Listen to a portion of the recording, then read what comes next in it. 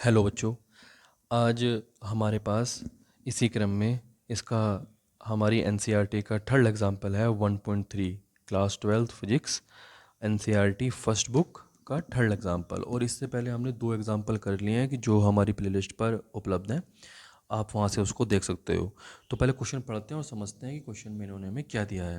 बोला है Coulomb's law for electrostatic force between two point charges and Newton's law for gravitational force between two stationary point masses both have inverse square dependence on the distance between the charges and masses respectively. कि जो हमारा basically इन्होंने इस question के अंदर हम देखें पढ़कर हमें इतनी बात समझ में आई है कि इन्होंने हमें कुलाम्स लॉ जो इलेक्ट्रोस्टैटिक फोर्स के लिए है और जो हमारा न्यूटन्स लॉ ऑफ ग्रेविटेशनल है कि जो ग्रेविटेशन फोर्स के लिए है, इन दोनों के बीच में कंपैरिजन तुलना की है। ठीक है। और यहाँ पर इन्होंने सबसे पहले इसकी समानता भी बताई है। समानता क्या बताई है कि दोनों ही जो हमारे लॉ हैं वो इन्वर्स स्क्वायर डिपेंडेंस का मतलब इन्वर्स स्क्वायर लॉ को फॉलो करते हैं। इन्वर्स स्क्वायर लॉ को फॉलो करते हैं, इसका मतलब क्या है? ठीक है, अभी समझेंगे इसको। और आगे फिर इन्होंने हमसे क्वेश्चन पूछा है, क्वेश्चन दिया है compare the strength of these forces by determining the ratio of their magnitude. हमें इन दोनों फोर्स का आपस में तुलना करनी है। ठीक है, उनका हमें रेशियो निकालना है। किस किस का निकालना है? पहले for an electron and proton, एक इलेक्ट्रॉन और प्रोटॉन के बीच में कितना इलेक्ट्रोस्टैटिक्स फोर्स लगेगा वो, और कितना ग्रेविटेशन फोर्स लगेगा वो। इन दोनों को निकाल कर हमें इनका क्या करना है? रेशियो फाइंड करना है। ठीक है, कंपैरिजन करने। कंपैरिजन का मतलब बेसिकली हमें इसका रेशियो निकालना है। और फिर आगे इन्होंने क्या कहा है? फिर आगे इन्होंने बोला है हमसे दूसरा जो पार्ट है 4 प्रोटॉन्स। पहले हमें एक इलेक्ट्रॉन एक प्रोटॉन के लिए करना है, फिर दोबारा जो हमें कंपैरिजन करना है दो प्रोटॉनों के लिए करना है। ठीक है। और फिर इसका सेकंड पार्ट इन्होंने हमसे पूछा है estimate the acceleration of electron and proton due to the electrical force of their mutual attraction. फिर एक इलेक्ट्रॉन और एक प्रोटॉन के बीच में कितना इलेक्ट्रोस्टैटिक फोर्स लगेगा वो हमें कैलकुलेट करना है, और उसकी सहायता से फिर हमें इन दोनों के बीच में जो एक्सेलेरेशन होगा, एक्सेलेरेशन क्योंकि दोनों के बीच में फोर्स लग रहा है तो इनके बीच में एक्सेलेरेशन भी होगा, तो वो एक्सेलेरेशन भी हमें निकालना है कि इलेक्ट्रॉन का कितना एक्सेलेरेशन होगा और प्रोटॉन का कितना एक्सेलेरेशन होगा। तो आइए इस क्वेश्चन को सॉल्व करते हैं और हम देखते हैं कि ठीक है। तो इस क्वेश्चन को सॉल्व करते हैं और समझते हैं। तो बेटा इस क्वेश्चन को सॉल्व करने से पहले थोड़ा देख लेते हैं कि कॉन्सेप्ट क्या है इसमें। तो ये क्वेश्चन नंबर जो है हमारा एग्जाम्पल नंबर, ये जो एग्जाम्पल नंबर है वो है हमारा 1.3। तो 1.3 हमारा एग्जाम्पल नंबर है, इसको समझते हैं पहले। अगर बेटा हम बात करें कुलाम्स लॉ की, तो कुलाम्स लॉ जो फोर्स का फॉर्मूला दिया है इन्होंने इलेक्ट्रोस्टैटिक्स, वो क्या दिया है? वो दिया है इन्होंने 1/4 pi epsilon naught Q1 Q2 upon R square. ये फॉर्मूला इन्होंने हमें दिया है। ठीक है। और इस फॉर्मूले का मतलब क्या है बच्चों? इसका मतलब इन्होंने ये बताया है कि अगर दो हमारे पास चार्ज हैं, पॉइंट चार्ज हैं, एक Q1 है और एक हमारे पास Q2 है, और इन दोनों के बीच की डिस्टेंस R है। ठीक है। तो इन दोनों के बीच में जो फोर्स लगेगा वो ये लगेगा। ठीक है। और अगर इस फोर्स को हम देखते हैं तो ये जो फोर्स है वो इस फोर्स का रिलेशन डिस्टेंस के साथ कैसा है? तो ये अगर देखें तो जो ये फोर्स है ये इन्वर्सली प्रोपोर्शनल है, क्योंकि आर नीचे आ रहा है तो इन्वर्सली प्रोपोर्शनल है आर स्क्वायर के।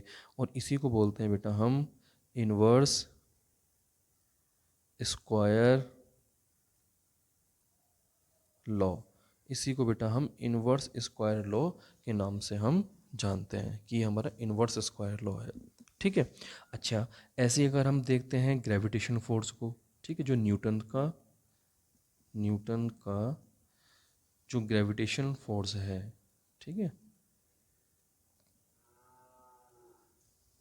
ग्रेविटेशनल फोर्स का फॉर्मूला जो है वो एफ जी से हम इसको डिनोट कर सकते हैं। उसका फॉर्मूला क्या है बेटा? सबको याद है, जी M1 M2 अपॉन कितना है बेटा हमारे पास आर स्क्वायर। तो इस फॉर्मूले में अगर हम देखते हैं तो फोर्स डिस्टेंस के स्क्वायर के इन्वर्सली प्रोपोर्शनल है। यहाँ पर भी जो हमारा ग्रेविटेशनल फोर्स है बेटा, वो ग्रेविटेशनल फोर्स हमारा इन्वर्सली प्रोपोर्शनल है आर स्क्वायर के। ठीक है, तो ये भी हमारा किसको फॉलो कर रहा है, इन्वर्स स्क्वायर,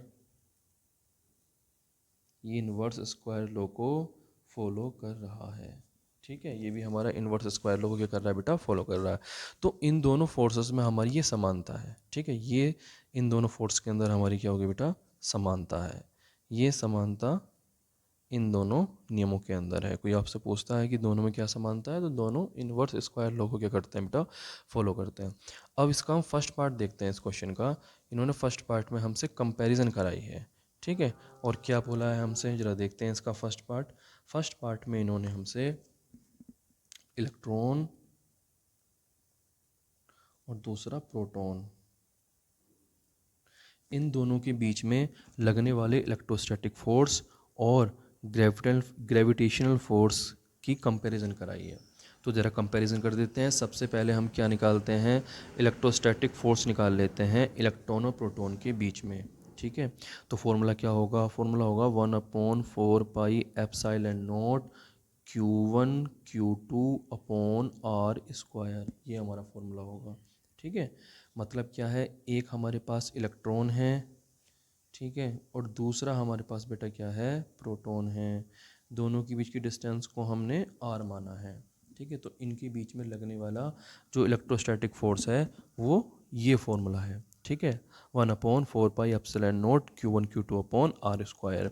तो यहाँ पर Q1 क्या है, Q1 है बेटा इलेक्ट्रॉन का चार्ज, और Q2 क्या है बेटा, इस प्रोटॉन का चार्ज। और आपको पता है कि जो इलेक्ट्रॉन के ऊपर चार्ज होता है वो हमारा 1.6 माइनस का 1.6 10⁻⁻19 होता है, और जो प्रोटॉन के ऊपर जो चार्ज होता है वो प्लस का होता है 1.6 इंटू 10⁻⁻19। दोनों के पास इक्वल और अपोजिट चार्ज होते हैं।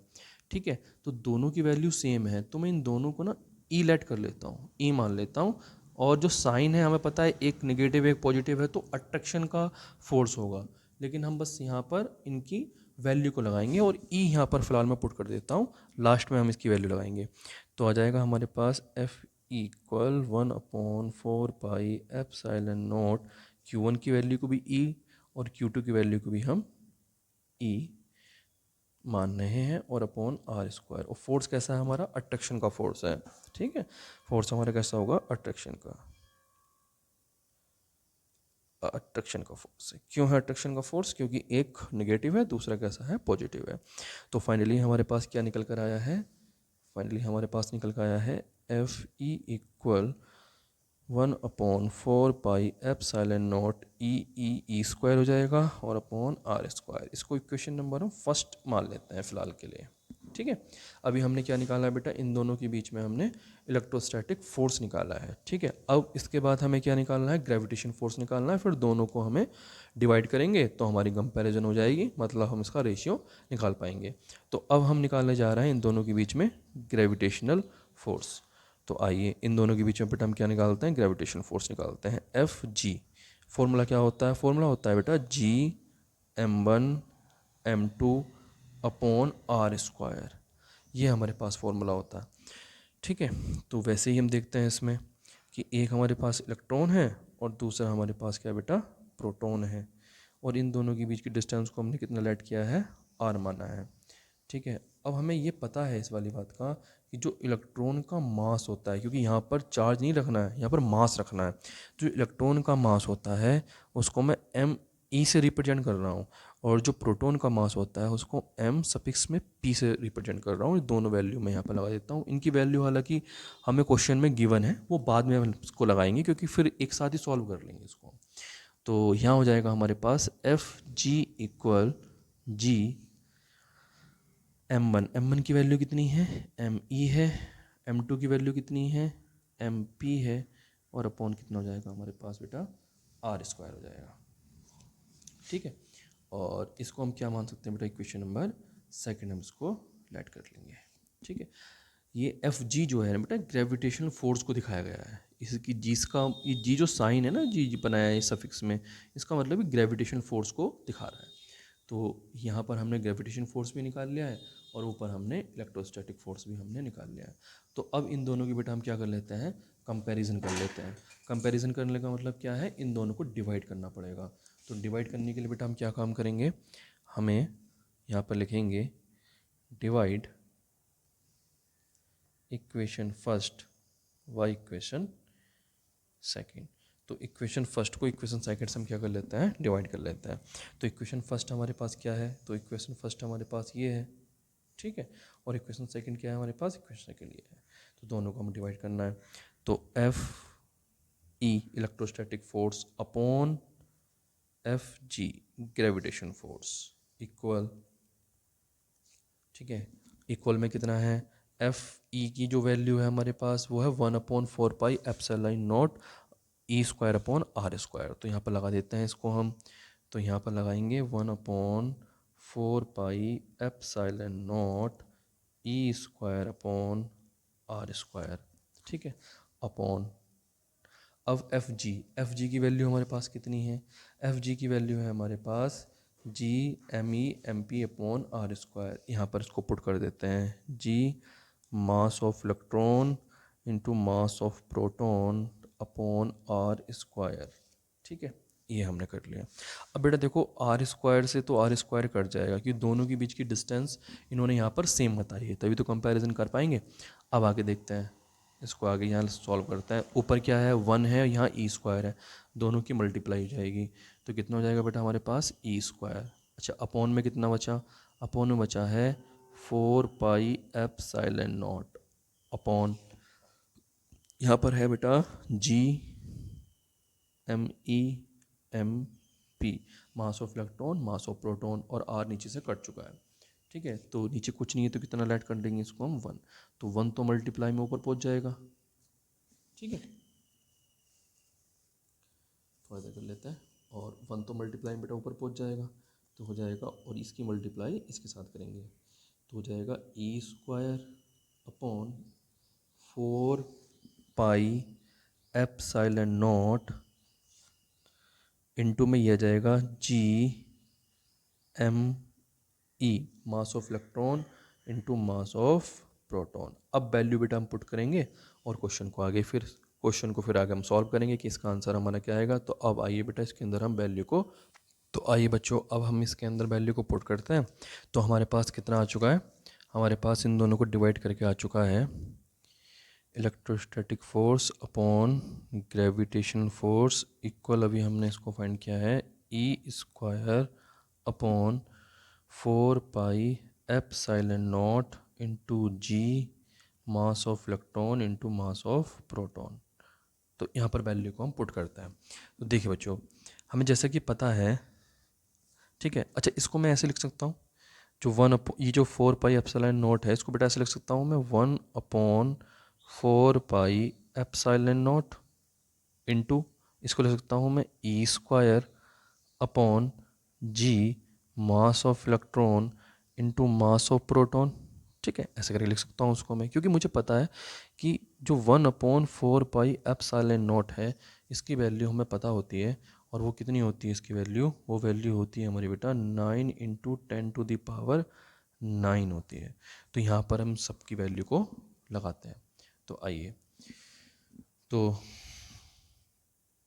Force of electrostatics upon force of gravitational equal हो जाएगा बेटा हमारा 9 × 10⁻⁹, इसकी जगह आ जाएगा ऊपर बेटा ई स्क्वायर। मैंने भी बताया था आपको इलेक्ट्रॉन और प्रोटॉन दोनों का चार्ज सेम होता है, उसकी वैल्यू कितनी होती है 1.6 × 10⁻⁹ कूलम, और ऊपर क्या है बेटा इसके स्क्वायर है तो स्क्वायर लगा देंगे अपॉन, अपॉन में कितना है बेटा जी, जी की वैल्यू सबको पता है कितनी होती है, जी की वैल्यू, जी की वैल्यू हमें पता है कि जी की जो वैल्यू होती है वो 6.67 इंटू 10⁻⁻11 होती है। तो यहाँ लिख सकते हैं इसको 6.67 इंटू 10⁻⁻11, ठीक है, into ME, mass of electron. तो इलेक्ट्रॉन का मास हालांकि हमें किताब में दिया है, लेकिन हमें पता भी होना चाहिए, इसका होता है 9.1 इंटू 10⁻³ होता है, ठीक है। और मल्टीप्लाई बाय जो मास ऑफ प्रोटॉन है, ये भी हमें बुक में दिया है, इसकी वैल्यू होती है 1.67 और 10⁻27। तो ये हमने वैल्यू पुट कर दी है। अब इसको हम सॉल्व करते हैं। तो आइए बेटा इसको सॉल्व करते हैं। तो इसको हम सबसे पहले बेटा सॉल्व करने के लिए पावर को देख लेते हैं। तो बेटा यहाँ पर है हमारा 9, पावर को एक तरफ कर लेते हैं सबसे पहले हम। तो यहाँ 9 है और यहाँ पर 1.6 का स्क्वायर है, ठीक है। तो यहाँ पर क्या है हमारा 1.6 का स्क्वायर है, तो हो जाएगा 9 इंटू 1.6 इंटू 1.6, ठीक है। और जो पावर है, ये जो पावर है 10⁹, इसको पीछे लिख देते हैं। और यहाँ देखो पावर, क्योंकि यहाँ पर होल स्क्वायर है तो इसका भी स्क्वायर करना पड़ेगा, इसकी पावर का भी। तो यहाँ हो जाएगा 10⁻19 का डबल हो जाएगा 38, तो 38। क्लियर है। तो पावर हमने ऊपर ठीक कर ली है। ऐसे बेटा नीचे हम देखते हैं, नीचे भी हम ऐसे अलग कर लेते हैं। 6.67, ठीक है, फिर है 9.1, फिर है हमारा 1.67, ठीक है। ये प्रोटॉन का मास 1.67। अब इनकी पावर को भी हम अलग कर लेते हैं। पावर है यहाँ पर पहले हमारी 10⁻11 इंटू यहाँ पर हमारी है बेटा 10⁻31, और यहाँ पर है हमारी पावर 10⁻27, ठीक है। तो ये हमारे पास पावर है। अब हम इसको थोड़ा सॉल्व करते हैं। तो सॉल्व करते हैं, देखिए बेटा कैसे सॉल्व होगा ये। तो सबसे पहले इनकी पावर को हम ठीक कर लेते हैं, बाकी हम इसको एकदम फटाफट कर लेंगे, ठीक है। चलो पहले अच्छा कर ही लेते हैं इसको, हाथों हाथ कर लेते हैं। बेटा देखो ये 9 है और ये 9.1 है, थोड़ा अप्रोक्सीमेशन में सॉल्व करेंगे इसको, ठीक है। तो ये 9 है, ये थोड़ा अप्रोक्सीमेट का साइन होता है कि इक्वल नहीं है, लगभग इक्वल है, ठीक है। कैसे सॉल्व करेंगे, तो 9 से हमारा क्या हो जाएगा, ये 9 कैंसिल आउट हो जाएगा, ठीक है। अब हम इसको देखते हैं, ये 1.6 है, ये 1.67 है, तो कोई नहीं है, लगभग पास ही है। तो इससे हम इसको भी हम क्या कर सकते हैं बेटा, कट कर सकते हैं, ठीक है। तो ऊपर क्या बचा, ऊपर बचा है हमारा 1.6 बचा है, और नीचे कितना आया हमारे पास 6.67 आया। तो इसको हम 6.6 ही लेट कर लेते हैं, 7 को हम छोड़ देते हैं, कोई नहीं, ठीक है। क्योंकि हम थोड़ा सा इसको हम लगभग में इसका आंसर निकाल रहे हैं, क्योंकि पावर बहुत बड़ी है, तो पॉइंट में थोड़ा डिफरेंस भी आता है, तो उससे चलता है, उससे कोई इतनी प्रॉब्लम नहीं होती है, ठीक है। तो यहाँ पर हम देखते हैं 10⁻38 है, और ये पावर कितनी है, 9 है। तो ऊपर पावर हमारे पास कितनी बची है, ऊपर 38 माइनस की है, 9 प्लस की है। तो 38 में से अगर 9 को हम माइनस करते हैं तो पावर आएगी हमारे पास -29, ठीक है। और नीचे पावर देखते हैं, नीचे पावर हमारे पास कितनी है, तो नीचे पावर है -11, -31 और -27। तो ये हो जाएगा हमारे पास 27 और 31, और ये हो जाएगा -11, तो हो जाएगा 32 और 10 42, तो हो जाएगा हमारा माइनस का, और फिर ये भी हमारा माइनस का है, तो माइनस का 42 और माइनस का 27, और ये हो जाएगा हमारे पास माइनस का 10⁻69। ओके, अब हम इसको ऊपर ले जाते हैं। तो नीचे वाली पावर जब ऊपर जाएगी तो वो प्लस की हो जाएगी, FG। तो ये हो जाएगा हमारे पास 1.6, 6.6, 10⁻⁻29, और इंटू हो जाएगा 10⁻+69, ठीक है। तो ये हमारे पास आएगा। अब इन दोनों को, ये माइनस का है और ये पावर किसकी है, प्लस की है। तो इसको हम थोड़ा सॉल्व कर लेते हैं कि कितना आएगा हमारे पास। तो ये हो जाएगा हमारे पास, ऊपर जो पावर बचेगी 1.6, 6.6 और 69 प्लस का है, 29 माइनस का है। तो ये 69 में से 29 को आप माइनस करोगे तो आ जाएगा हमारे पास 40, प्लस का 40 हमारे पास आ जाएगा, ठीक है। अब इसका हमें पॉइंट हटाना है। तो बेटा पॉइंट हटाना है तो हम क्या काम करते हैं, हम इसमें ऊपर से एक जीरो निकाल लेते हैं इस पावर में से, ठीक है। तो कितना हो जाएगा 1.6 इंटू 10, और अपन हो जाएगा 6.6, और 10⁻ हो जाएगा हमारे पास 39। नीचे से भी आप उसको अलग कर सकते थे, लेकिन थोड़ा सा मैं इसको इस तरह से देखता हूँ कि ये आसानी से सॉल्व हो जाए। ठीक है, देखिए बेटा, तो यहाँ पर आ गया हमारे पास कितना 16, क्योंकि इस जीरो से पॉइंट हमारा हट जाएगा तो 16 हो गया, अपॉन में 6.6 हो गया, और 10 टू द पावर कितना हो गया हमारे पास 39 हो गया। जब इसको सॉल्व करते हैं बेटा तो नीचे इसको ना लगभग 6.6 है, तो थोड़ा क्योंकि देखो पावर बेटा बहुत ज़्यादा है, ये वैल्यू बहुत बड़ी वैल्यू है, तो उसको अगर हम नीचे 6.6 को 7 मान के इसको डिवाइड कर दें तो चलेगा। तो कितना हो जाएगा हमारे पास 7 दूनी 14, ठीक है 14, और रिमाइंडर कितना बचेगा, शेष बचेगा हमारे पास 2। तो पॉइंट लगाएंगे, ज़ीरो बढ़ाएंगे तो हो जाएगा 20, और लगभग लगभग कितनी बार जाएगा हमारा 7 3 या 21, तो लगभग चला जाएगा, कोई नहीं है 2.3 के आसपास, और 10 टू द पावर 39। तो ये हमारा इन दोनों के बीच का क्या है बेटा, रेशियो निकल कर आया। तो जरा इसको देखते हैं, इसका मतलब क्या है। इसका मतलब ये है बच्चों कि F E upon F G equal निकल कर आ रहा है 2.3 इंटू 10 टू द पावर 39। इसको मैं इस तरह से भी लिख सकता हूँ, ये नीचे डिवाइड में है, इधर पहुँच जाएगा बेटा मल्टीप्लाई में, तो ये हो जाएगा हमारे पास F E equal 2.3 into 10 to the power 39 multiply by बराबर एफ जी। अब इस इक्वेशन को देखते हैं तो एक चीज़ समझ में आती है कि इलेक्ट्रोस्टैटिक फोर्स जो है, ठीक है, इलेक्ट्रोस्टैटिक फोर्स कब अब हमारा फाइंड हो रहा है, कब हम इसको निकाल पा रहे हैं, जब हम ग्रेविटेशनल फोर्स के अंदर इतनी बड़ी एक डिजिट की मल्टीप्लाई कर रहे हैं। इसका मतलब कौन बड़ा है हो गया, फिर ये बड़ा हुआ, क्योंकि इसकी वैल्यू कब निकल रही है कि जब आप इस एफ जी में मल्टीप्लाई कर रहे हो, है ना, ग्रेविटेशन फोर्स के अंदर मल्टीप्लाई कर रहे हो, तब जाके ये हमारे पास आ रहा है निकल कर। तो इसका मतलब ये हुआ कि जो ग्रेविटेशन फोर्स है ये हमारा मच मच बिगर है, स्ट्रॉन्ग है, किससे, ग्रेविटेशनल फोर्स से। तो ये सबसे पहली बात हमारी निकल कर आई है। और कितने ऑर्डर का फोर्स ज़्यादा है दो इलेक्ट्रॉनों के बीच में, तो 10 टू द पावर 39, ठीक है। तो इलेक्ट्रोस्टैटिक फोर्स काफ़ी बड़ा फोर्स है। ओके, तो अब हम इसका नेक्स्ट क्वेश्चन देखते हैं, आगे देखते हैं। ठीक है बेटा, अब तो इसका नेक्स्ट पार्ट आता है कि अब इलेक्ट्रॉन और इलेक्ट्रॉन के बीच में हमें सेम ऐसे ही कंपैरिजन करनी है। तो आइए बेटा फटाफट देख लेते हैं इस बार। तो फॉर्मूला क्या होगा हमारे पास, फॉर्मूला हमारे पास होगा बेटा, सॉरी, तो फॉर्मूला है हमारे पास इलेक्ट्रोस्टैटिक फोर्स का 1/4πε0 Q1 Q2 upon R square. अब इस फॉर्मूले में बेटा हमें पता है कि दोनों हमारे पास Q1 और Q2 दोनों ही क्या हमारे पास इलेक्ट्रॉन है, और इलेक्ट्रॉन के ऊपर चार्ज कितना होता है, ई होता है माइनस का। तो हम साइन नहीं लगाएंगे, बस केवल हम क्या बताएंगे यहाँ पर, उनके फोर्स का मैग्नीट्यूड बताएंगे। तो 1/4πε0 Q1 भी ई होगा, मल्टीप्लाई Q2 भी कितना होगा हमारे पास, ई होगा, और अपॉन आर स्क्वायर। और फोर्स कैसा होगा बेटा हमारा, ये रिपेल करेंगे, ठीक है। तो दोनों फोर्स आपस में कैसे होंगे बेटा, हाँ ठीक है बेटा, तो दोनों फोर्स एक दूसरे को क्या करेंगे बेटा, रिपेल करेंगे, ठीक है। दोनों ही कैसे हैं बेटा, नेगेटिव है। अच्छा, तो क्या हो जाएगा हमारे पास, ये हो जाएगा हमारे पास electrostatic force equal 1/4πε0 E square upon हो जाएगा हमारे पास आर स्क्वायर। इक्वेशन नंबर इसको हम क्या ऐड कर लेंगे, फर्स्ट। अब ऐसे ही बेटा हम फिर क्या निकालेंगे, ग्रेविटेशनल फोर्स निकालेंगे। ग्रेविटेशनल फोर्स का फॉर्मूला सबको पता है, कितना होता है, जी एम ई, इलेक्ट्रॉन का मास, ये दोनों इलेक्ट्रॉन हैं, अपॉन हो जाएगा बेटा आर स्क्वायर।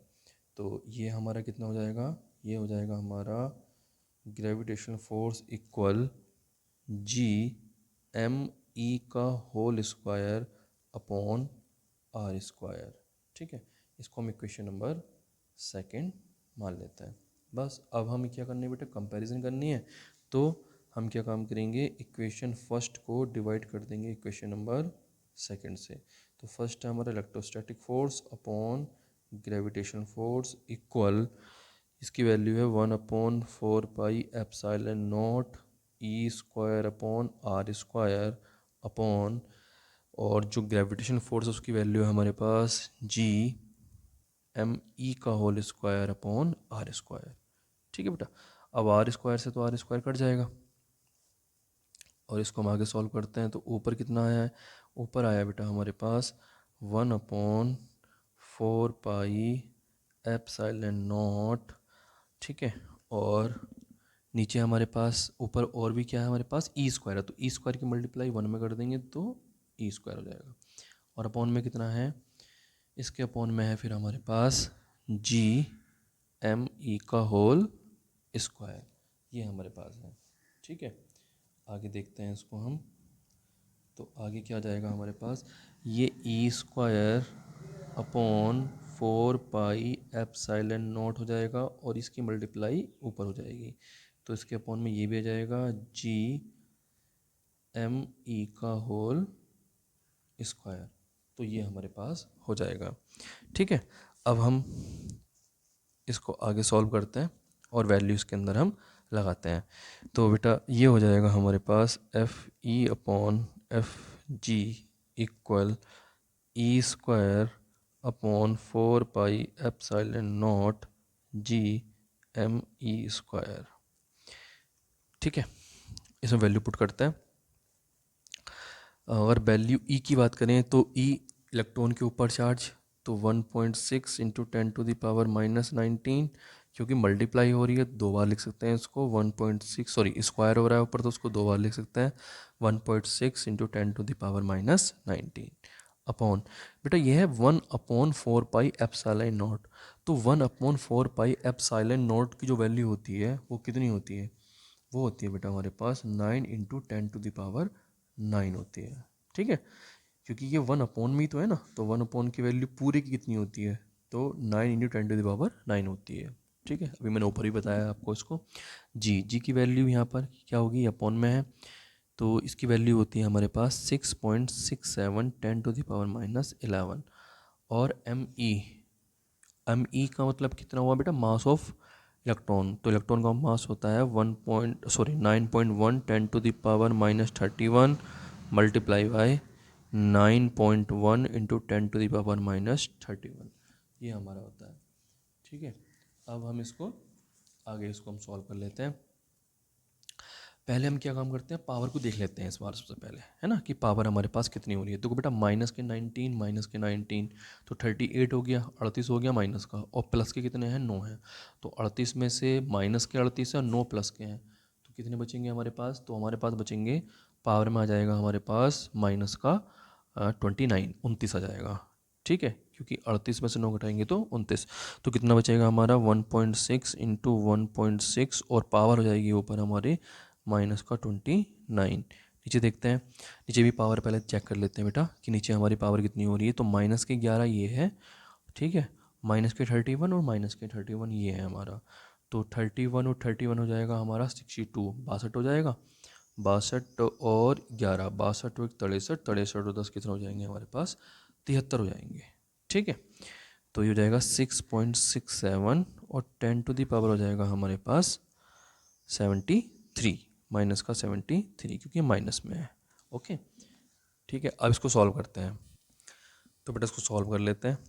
तो सॉल्व करके हम देखते हैं इसको, ये 1.6 इसका मतलब हो गया 16, 16 का स्क्वायर हो जाएगा हमारे पास 256, तो 256, और पॉइंट 2 डिजिट के बाद है तो आ जाएगा यहाँ पर। ठीक है, 2 पॉइंट इतना, और अपॉन कितना है 6.67 को 6.6 ही ले लेते हैं, और ये 73 ऊपर जाएगा बेटा, 73 जैसे ही ऊपर जाएगा तो पॉजिटिव हो जाएगा, प्लस का हो जाएगा, 29 माइनस का है और 73 प्लस का है, तो 73 में से अगर हम 29 को माइनस करते हैं तो हमारे पास आ जाएगा बेटा 73 और 29 44 आ जाएगा हमारे पास, तो 10⁻ आ जाएगा हमारे पास प्लस का 44।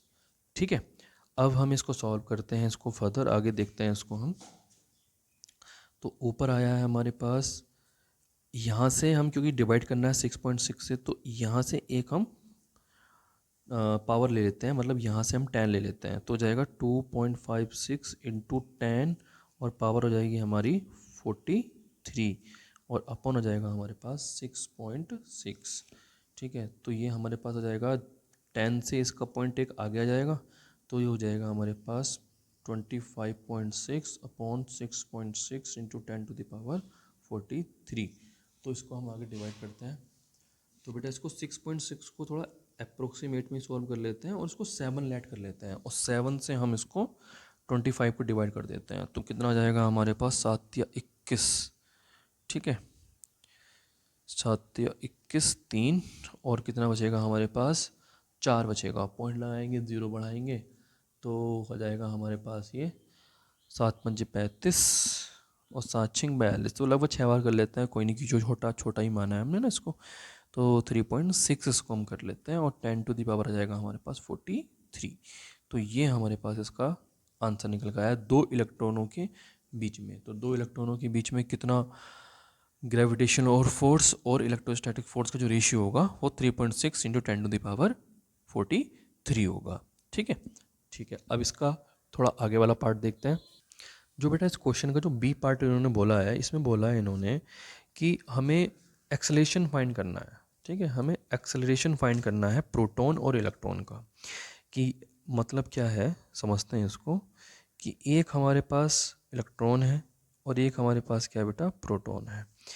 तो होगा क्या, इन दोनों के बीच में फोर्स लगेगा, इलेक्ट्रोस्टैटिक फोर्स लगेगा इनके बीच में। होगा ये कि जो इलेक्ट्रॉन है ये प्रोटॉन को आकर्षित करेगा, अट्रैक्ट करेगा, और प्रोटॉन इलेक्ट्रॉन को आकर्षित करेगा। मतलब दोनों एक दूसरे को ये क्या करेंगे बेटा, अट्रैक्ट करेंगे अपने अपनी ओर। ठीक है, तो ये अट्रैक्शन का जो फोर्स है वो कितना निकल कर आएगा, पहले हम ये कैलकुलेट कर लेते हैं। ठीक है, और इन दोनों के बीच की डिस्टेंस उसने हमें दिए हैं। इन दोनों के बीच की डिस्टेंस जो आर है बेटा, वो दी है उन्होंने 1 एंगस्ट्रॉन्ग। तो 1 एंगस्ट्रॉन्ग का मतलब होता है 1 इंटू 10⁻⁻10 मीटर होता है बेटा, इसका मतलब है ना। तो ये इन्होंने हमें दी है। तो आइए इसको हम सॉल्व करते हैं। तो ज़रा फॉर्मूला लगाते हैं बेटा इन दोनों के बीच में। क्या फॉर्मूला होगा, तो फॉर्मूला होगा हमारा इलेक्ट्रोस्टैटिक फोर्स का 1/4 pi epsilon naught Q1 Q2 upon R square. तो बेटा Q1 कितना है, इलेक्ट्रॉन का चार्ज। इलेक्ट्रॉन का चार्ज कितना होता है, E के बराबर। प्रोटॉन का चार्ज भी कितना होता है, सेम E के बराबर, फंडामेंटल चार्ज के बराबर। बस ये नेगेटिव ये पॉजिटिव होता है। अब फोर्स अट्रैक्शन का है, बस यही बता रहे हैं। तो यहाँ पर हम केवल क्या ले रहे हैं, कि मैग्नीट्यूड ले रहे हैं, साइन नहीं ले रहे हैं। अपॉन कितना है बेटा, आर स्क्वायर। आर की वैल्यू कितनी है, 1 इंटू 10⁻⁻10 का होल स्क्वायर। ठीक है, ये हमने इसमें फॉर्मूले में पुट कर दिया है। अब वैल्यू की हम लगाते हैं। 1/4 पाई एप्सिलॉन नॉट की वैल्यू होती है हमारे पास 9 इंटू 10⁻9 होती है। और ई और ई की मल्टीप्लाई अगर बेटा आप करोगे तो ये हो जाएगा ई स्क्वायर, है ना। और अपॉन इसका भी स्क्वायर करेंगे, 1 का स्क्वायर तो 1 ही होगा, और इसका स्क्वायर हो जाएगा, पावर डबल हो जाएगी हमारे पास। इसको सॉल्व करते हैं आगे, तो हो जाएगा 9 इंटू 10⁻9। और ई की वैल्यू कितनी होती है, 1.6 इंटू 10⁻⁻19 होती है। लेकिन इसका स्क्वायर इन्होंने दिया है तो इसको हम 2 बार लिख सकते हैं मल्टीप्लाई में, है ना। माइनस का 19 और अपॉन कितना है हमारे पास बेटा, 1 इंटू 10⁻⁻20। आइए सॉल्व करते हैं इसको। बहुत आसान है। और कैसे होगा ये सॉल्व, इसको हम देखते हैं। तो सबसे पहले पावर को देख लेते हैं। तो पावर है 19 तो 38 हो गया, और ये 9 प्लस का है तो हमारा ये माइनस का 38 पावर, और 9 कितना हो गया हमारा, प्लस का हो गया। तो ये बचेगा हमारे पास 9 इंटू 1.6 इंटू 1.6। इसको कर लेते हैं, इन सब पावर को एक साथ कर लेते हैं। तो पावर हो जाएगी हमारे पास, 38 में से 9 करेंगे कम, तो आ जाएगा हमारे पास माइनस का 29। ठीक है, अच्छा नीचे वाली पावर कितनी है, ये माइनस की 20 है, उसको ऊपर ले आते हैं तो ऊपर आ जाएगा। तो ये आ जाएगी पावर हमारे पास प्लस की 20 हो जाएगी, और अपॉन नीचे बचेगा 1। तो ये हमारे पास आ जाएगा बेटा, तो ये हमारे पास आ गया 9 इंटू, इन दोनों की मल्टीप्लाई करते हैं तो 16 का स्क्वायर, है ना, 16 का वर्ग ही तो हो रहा है ये। तो ये हो जाता है 256। तो 256 पॉइंट भी हैं दो, तो 2.2 डिजिट के बाद ये आ जाएंगे। और ऊपर पावर कितनी बचेगी, ऊपर बचेगी 10 टू दी पावर हो जाएगी हमारे पास -9। और ये क्या निकाला है बेटा हमने, फोर्स निकाला है। तो फोर्स की यूनिट कितनी होती है, न्यूटन होती है। अच्छा इसमें 9 की मल्टीप्लाई और कर लेते हैं। ठीक है, थोड़ा सा इसको हम ऐसे कर लेते हैं। अच्छा ये 2.56 है तो उसको 2.5 में ही रहने देते हैं, 6 में मल्टीप्लाई, क्योंकि कोई नहीं, थोड़ा सा अप्रोक्सीमेशन में सॉल्व कर लेते हैं इसको। तो बेटा कितना हो जाएगा, तो 25 अट्ठे 225 निमा 225, तो ये हो जाएगा 225। और पॉइंट कितने हैं, 2 यूनिट के बाद, तो यहाँ आ जाएगा हमारा ये पॉइंट आ जाएगा। ठीक है, नहीं पॉइंट हमारा कहाँ आएगा, क्योंकि हमने 25 को ये कहना, तो पॉइंट हमारा यहाँ आएगा, यहाँ नहीं आएगा पॉइंट हमारा। ठीक है, एक बार देख लेते हैं इसको। इसकी मल्टीप्लाई इसमें करते हैं 25 की 9 में, तो आ जाएगा 225, और क्योंकि हमने बस ये 25 माना है, इसको 6 को हमने छोड़ दिया है, तो ठीक है, तो ये पॉइंट आ जाएगा हमारा यहाँ पर। तो पावर कितनी है, -9 हमारी पावर है। ठीक है, तो इतने न्यूटन का हमारा क्या आया बेटा, फोर्स निकल कर आया है इन दोनों के बीच में। लेकिन हमें फोर्स नहीं निकालना है, हमें एक्सेलेरेशन निकालना है। तो आइए बेटा एक्सेलेरेशन निकाल देते हैं। अब हमें पता है कि जो फोर्स का बेसिक फार्मूला होता है वो होता है F=ma, यही तो फार्मूला होता है। सबसे पहले हम किसके लिए कर रहे हैं, सबसे पहले बेटा कर रहे हैं हम इलेक्ट्रॉन्स के लिए कर रहे हैं। इलेक्ट्रॉन के लिए सबसे पहले हम निकाल रहे हैं। तो फोर्स कितना आया, फोर्स आया हमारा 22.5 10⁻⁹। मास किसके लिए कर रहे हैं, किसके लिए निकाल रहे हैं हम, इलेक्ट्रॉन के लिए निकाल रहे हैं कि भाई इलेक्ट्रॉन जी फोर्स लग रहा है बेटा ऊपर, ये फोर्स लग रहा है इलेक्ट्रॉन के ऊपर, जो उसको प्रोटॉन अपनी पास खींच रहा होगा, वो कितना एक्सेलरेशन इसके ऊपर जनरेट कर रहा है, वो हमें निकालना है। ठीक है, तो सबसे पहले किसकी बात कर रहे हैं हम, इलेक्ट्रॉन की बात कर रहे हैं। तो देख लेते हैं बेटा, तो इलेक्ट्रॉन का यहाँ एम का मतलब है मास, किसका मास होगा, इलेक्ट्रॉन का, वो होता है 9.1 और 10⁻⁻31 और इंटू ए। तो ये मल्टीप्लाई में नीचे कहाँ पहुँच जाएगा, डिवाइड में आ जाएगा। तो ए की वैल्यू हो जाएगी हमारे पास 22.5 इंटू 10⁻⁻9 और अपॉन हो जाएगा हमारे पास 9.1, और ये पावर जो है ये है 10⁻⁻31। आगे सॉल्व करते हैं इसको, तो ये हो जाएगा 22.5 और 10 ये 31 पहुँच जाएगी बेटा ऊपर। ठीक है, तो ये 9 तो सॉरी माइनस की है, और 31 ये हमारी प्लस की हो जाएगी, और अपॉन कितना हो जाएगा बेटा 9.1।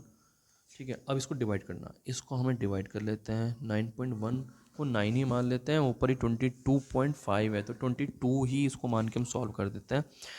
तो एक्सेलरेशन जो हमारा निकल कर आएगा वो 9 दूनी 18, 9 से 27 ज़्यादा हो जाएगा, तो 9 दूनी 18। ठीक है, और कितना बचेगा, 4 बच जाएगा, तो पॉइंट आएंगे, 0 बढ़ाएंगे, हो जाएगा 40, 9 पंजे 35, तो 35-36 के आसपास 2.5 2.6 के आसपास चलेगा, ये आ जाएगा। अच्छा, पावर कितनी आ जाएगी इसकी, पावर है यहाँ पर 31, और 31 में से हम कितना माइनस करना है हमें, 31 में से हमें माइनस करना है 9। ठीक है, तो कितना आ जाएगा, पावर हमारी प्लस की आएगी, और पावर हो जाएगी हमारी यहाँ पर 31 का 30, और 30 में से अगर हम माइनस कर देते हैं 8, तो हो जाएगा हमारे पास ये 22 हमारे पास ही आ जाएगा, 22 मीटर पर सेकेंड। तो काफ़ी बड़ा एक्सेलेरेशन हमारा यहाँ निकल कर आया है इलेक्ट्रॉन का। ठीक है, तो अब ये हमारे पास वैल्यू निकल कर आई है। अब ऐसे ही बस इसका एक छोटा सा पार्ट और बचा है, जिसको हमें क्या निकालना है इसके अंदर, प्रोटॉन। क्योंकि देखो बेटा, यही सेम फोर्स किसके ऊपर लग रहा है, प्रोटॉन, प्रोटॉन को भी कौन अपनी ओर अट्रैक्ट कर रहा है, ये इलेक्ट्रॉन, तो कितने एक्सेलेरेशन से कर रहा है वो हमें निकालना है। तो आइए बेटा इसको हम सॉल्व कर लेते हैं, थोड़ा यहाँ पर सॉल्व कर लेते हैं इसको। ठीक है, तो सॉल्व करते हैं इसको। तो देखिए बेटा, फोर्स का फॉर्मूला वही F=ma। ठीक है, m की वैल्यू कितनी है बेटा, फोर्स की वैल्यू अभी हमने निकाली है, फोर्स की वैल्यू आई थी हमारे पास 22.5 इंटू 10⁻⁻9। m की वैल्यू बेटा हमारे पास कितनी है, क्योंकि इस बार किसके लिए काम कर रहे हैं हम, प्रोटॉन के लिए काम कर रहे हैं। तो प्रोटॉन का मास यहाँ लगाना पड़ेगा, प्रोटॉन का मास होता है बेटा 1.67 के आसपास, 1.67 10⁻⁻27 होता है, इंटू एक्सेलरेशन। तो ये पहुँच जाएगा इसके नीचे डिवाइड में, तो ए इक्वल आ जाएगा हमारा 1.67। ठीक है, सॉरी ये गलती हो गया, ये पहुँच जाएगा इसके नीचे डिवाइड में, तो ये हो जाएगा हमारे पास ए इक्वल 22.5 इंटू 10⁻⁻9, और अपॉन में आ जाएगा ये 1.6727 पावर में। ठीक है, ये हमारे पास आया है। ठीक है, अब इसको सॉल्व करते हैं। ठीक है बेटा, तो इसको सॉल्व करते हैं, तो ये हमारा 22.5 10⁻⁻9 और अपॉन था 1.67 10⁻⁻27। इसको हम थोड़ा पावर को ऊपर ले जाते हैं, तो हमारी पावर हो जाएगी 22.5 10⁻⁹ और ये पावर हो जाएगी ऊपर जाएगी पॉजिटिव, तो 27 और अपॉन कितना बेटा 1.67 है। ठीक है, तो इसको हम सॉल्व करते हैं और सॉल्व करके देखते हैं हमारे पास कितना आ रहा है।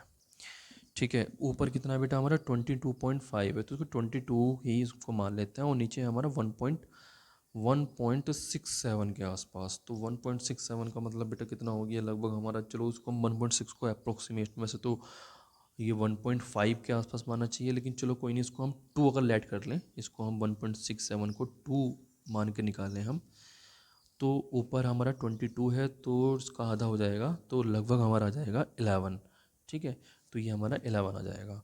और ये हमारी पावर, अच्छा पावर कितनी है 27 है, और 27 में से हम अगर 9 को क्या कर लेंगे बेटा हम कम कर लेंगे।